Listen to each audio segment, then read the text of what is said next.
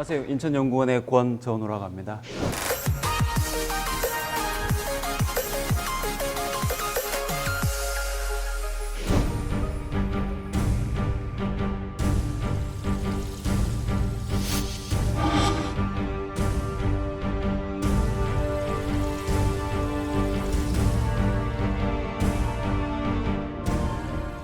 예, 먼저 인천의 자연에 대해서 말씀드리는데 가장 먼저 인천의 그 입지, 인천의 생태적 입지에 대해서 말씀드리려고 합니다.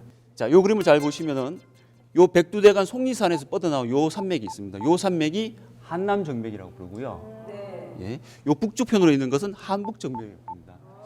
한자로 시작하잖아요. 왜 그럴까요?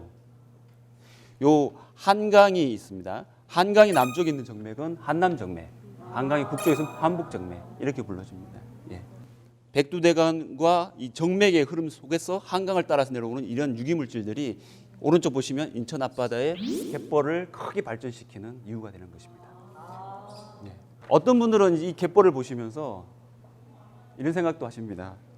아, 저걸 매립해가지고 땅 장사를 한번 해보자 이런 생각하시는 분도 간혹 계세요.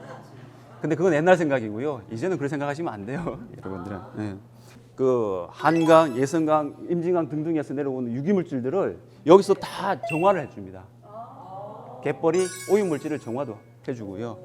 그다음에 정화하는 과정에서 이제 유기물질이 분해가 될 거 아니겠습니까? 그럼 여기에 사는 뭐 조개도 있고요. 그다음에 이제 실지렁이, 갯지렁이라고 부르죠. 조개나 갯지렁이 이런 생물들이 그걸 다 분해를 해주는 거예요. 그러니까 오염물질을 깨끗하게 해주는 그런 게 있습니다. 예. 그다음 그러한 조개나 갯지렁이 이런 것들을 먹고 사는 새들이 여기 엄청나게 많이 와요. 그래서 인천에 새들이 너무나 다양하게 많다. 이렇게 예. 우리는 그 생태적으로 봤을 때 다 가졌어요. 인천은. 자, 도시가 있죠. 넓은 들판이 있어요. 그러니까 산이 있죠. 산과 산 사이에 마을이 있고 마을 주변에 들판이 넓게 있어요. 그죠? 그다음에 섬들이 많이 있어요. 이런 다 섬이죠. 그죠? 그러니까 섬 사이사이에도 갯벌이 엄청나게 발전해 있어요. 그러니까 생태적으로 봤을 때 갖고 있는 거 다 갖고 있다는 거예요. 바다도 있고 섬도 있고 갯벌도 있고 다 있다는 거예요. 엄청나게 많다. 근데 이걸 우리는 잘 모른다는 거예요. 우리나라 사람들 잘 몰라요. 예. 그래서 그걸 좀 아셨으면 좋겠다 이런 말씀을 드리는 거예요. 예. 저 혼자의 또 주장이냐? 그게 아니라는 거예요. 요거는 이제 그 송도에 가시면은 인천 송도국제도시 있잖아요. 거기 G타워에 가시면은 EAAFP라고 하는 그 단체가 있는데 동아시아 대양주 철새 이동 경로 사무국이 있어요. 송도에 철새 사무국이 있는데 그 이유는 뭐냐면은 이 그림을 보시면 알 수 있습니다. 그 사무국에서 만든 지도가 되겠습니다. 지금 동아시아라고 하는 것은 아시아, 우리나라를 포함한 이 남아시아, 동아시아 전체를 다 포함하는 것이고요. 그다음에 이쪽편은 호주, 뉴질랜드 쪽이 되겠습니다. 번식을 하려고 이제 겨울을 났으니까 따뜻한 겨울에 이제 남반구에서 따뜻한 겨울 나고 번식하러 이제 북쪽으로 가야 되는데 북쪽 가면 이제 초원도 많고 먹을거리 상당히 많아요. 그래서 가야 되는데 한 번에 못 가니까 어떻게 합니까? 요 가운데를 거쳐서 갑니다. 거기가 한반도가 되는 거예요. 한반도 서해안의 갯벌이 그만큼 중요한 이유가 되는 겁니다. 그래서 송도에 그 철새 사무국이 있는 거예요.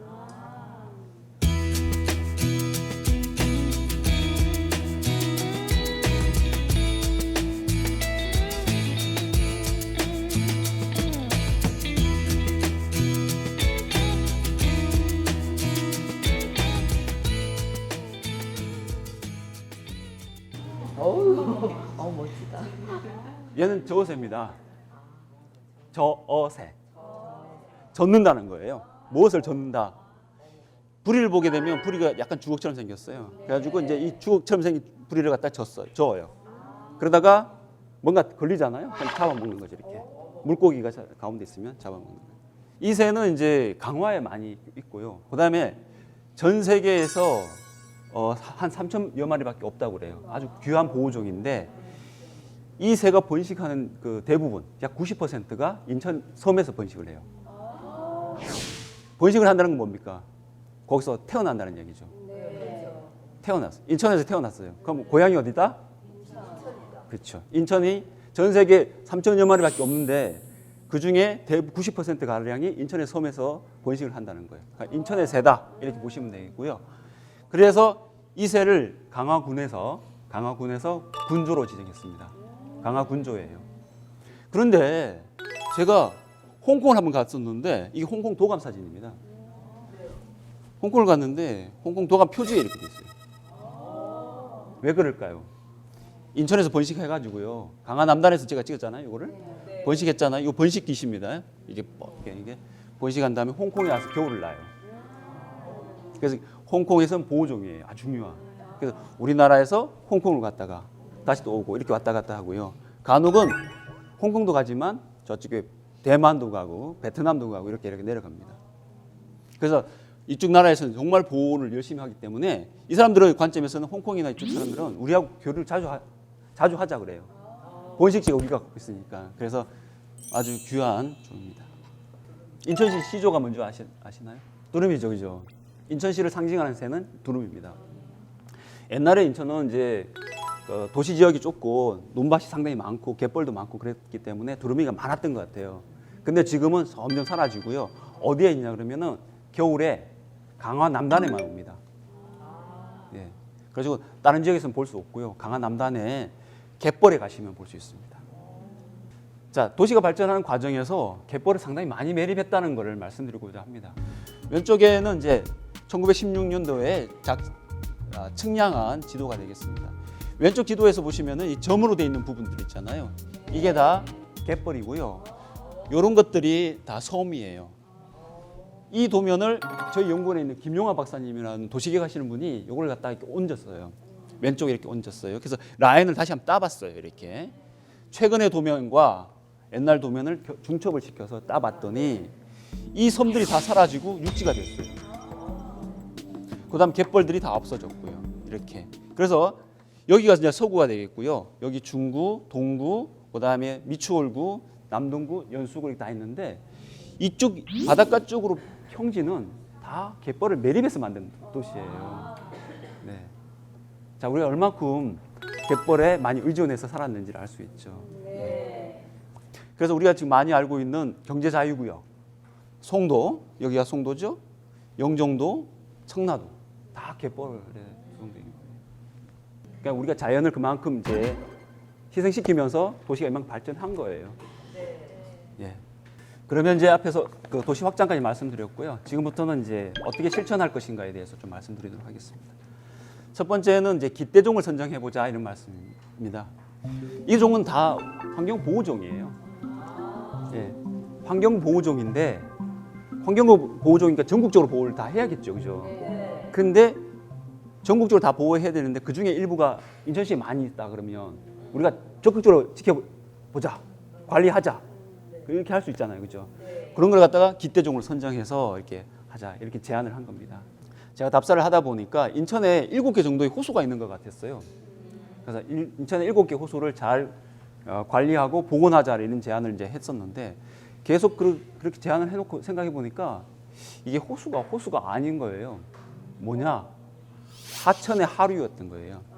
자, 보세요. 여기 안함호라고 하는 호수가 있어요. 수도권 매립지 안에 안함호라는 호수가 있는데 이건 금단천이라고 하는 금단천 하류에 있는 것이고요. 그다음에 공천천 하류, 심곡천 하류, 그다음 인천교 유수지, 그다음에 용현 갯골 이런 것들이 다 하천 끝을 막아가지고 물을 가두다 보니까 거기에 뚝을 놓고 그다음 수문을 만들다 보니까 이게 호수처럼 보였던 거예요.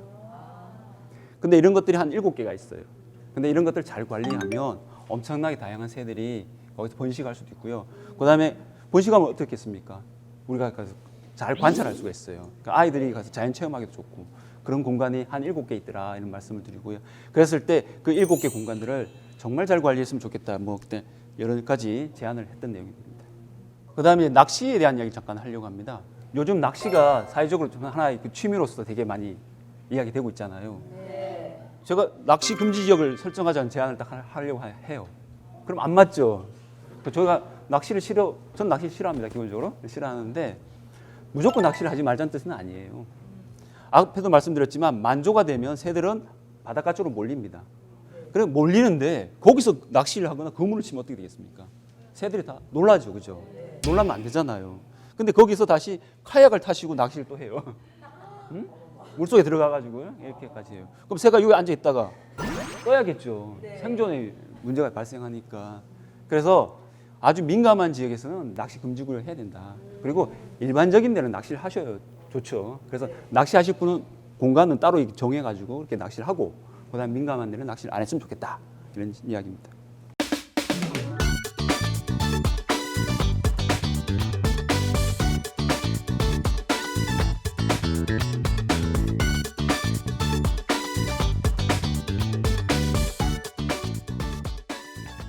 인천의 자연을 좀 자세히 보시면 좋겠어요. 그리고 자주 보셨으면 좋겠어요. 근데 일부 사람들은 사무실에 앉아가지고 인천의 자연이 뭐 별거야 이렇게 이야기하신다는 거예요. 그건 아니다는 거예요. 나가서 자주 보시면 자연이 예쁘게 보일 겁니다. 그리고 오래 보시고 사랑하시게 되는 겁니다. 그래서 자연을 사랑해 주셔야 자연을 지킬 수가 있고요. 자연을 잘 관리해야 됩니다.